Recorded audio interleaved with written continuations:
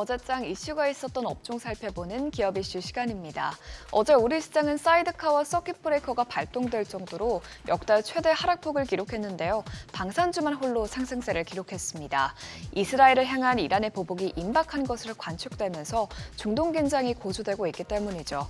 이에 따라 조 바이든 미국 대통령은 어제 국가안보보장회의를 긴급 소집했는데 미국 엑시오스에 따르면 미국은 이란과 헤즈볼라 모두가 보복할 것으로 믿고 있다면서 블링컨 장관은 이르면 향후 24시간에서 48시간 내로 보복이 시작될 수 있다고 강조했다고 전했습니다.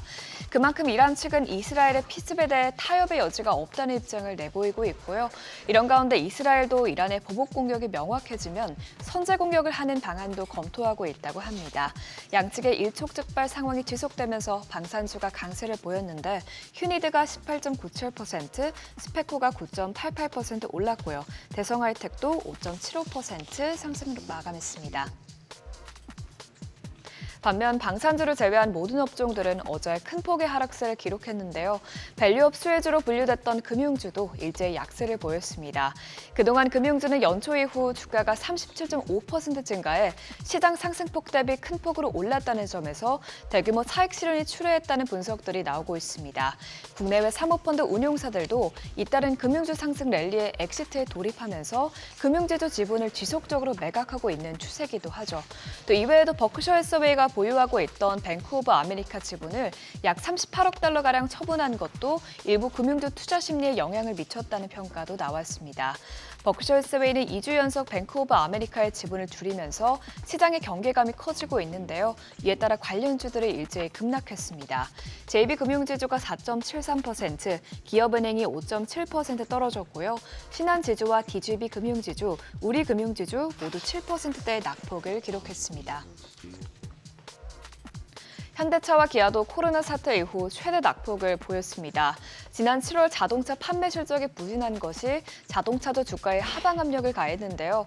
7월 현대차와 기아의 미국 판매량은 약 13만 8천 대로 작년 동기 대비 3.3% 감소했습니다. 기아의 판매 대수가 10% 넘게 감소한 것이 전체 판매량에 타격을 줬죠.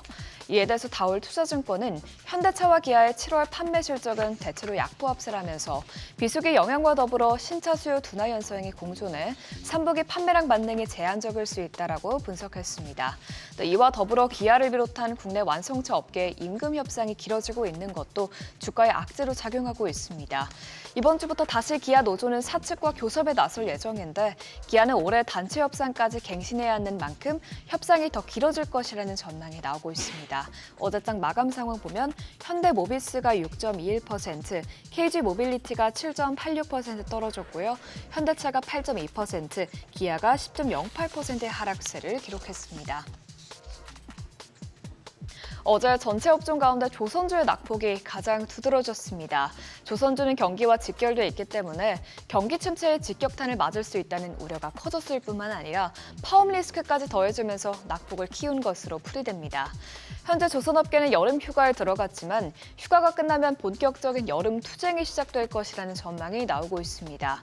특히 주요 노선사 노조 대차 단체인 조선업종 노조연대는 오는 28일에 동반 파업에 나설 것으로 전망되고 있는데요. 파업 리스크가 부각되면서 신고가 행진을 이어가던 조선주는 일제히 급락했습니다. HD 현대중공업, 삼성중공업, HJ중공업 모두 11% 넘게 하락했고요. HD 현대미포가 12.4%, 하나오션이 13.48%의 낙폭을 기록했습니다. 지금까지 어제장 이슈 살펴봤습니다.